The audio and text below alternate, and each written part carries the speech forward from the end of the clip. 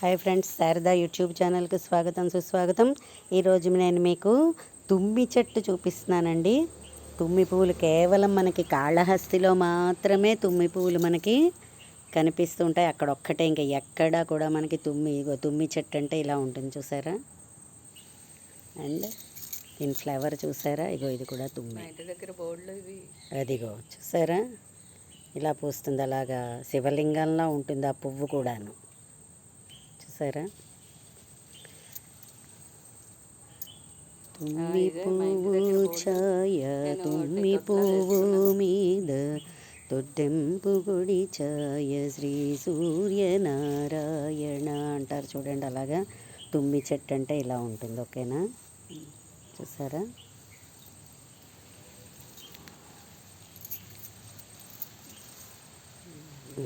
కేవలం మనకి కాళహస్తిలో మాత్రమే దొరుకుతుంది. ఇంకా ఎక్కడా కూడా మనకి ఇది చూద్దామన్నా పెడదామన్నా కూడా దొరకదు. ఇలాంటి అరుదైన వృక్షజాతులు ఉన్నాయి మా పెరడులో. ఓకేనా,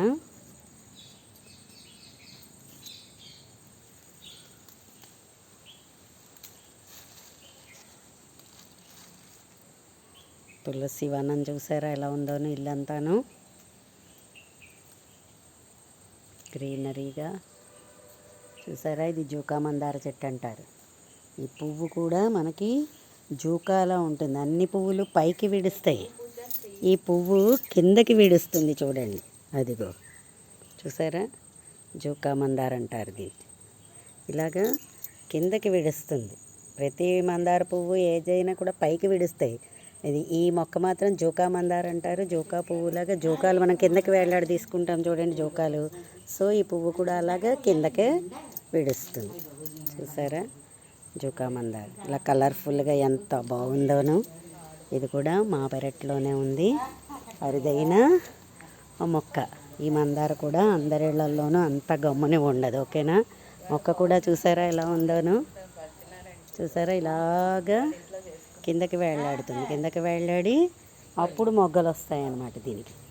చూసారా, ఇలాగా అదిగో అలా కిందకి వేలాడుతూ మొగ్గలు వస్తాయి. సో అందుకనే దీన్ని జూకా మందార చెట్టు అంటారు. ఓకేనా ఫ్రెండ్స్, నా వీడియో కనుక మీకు నచ్చినట్లయితే లైక్ చేయండి, సబ్స్క్రైబ్ చేయండి.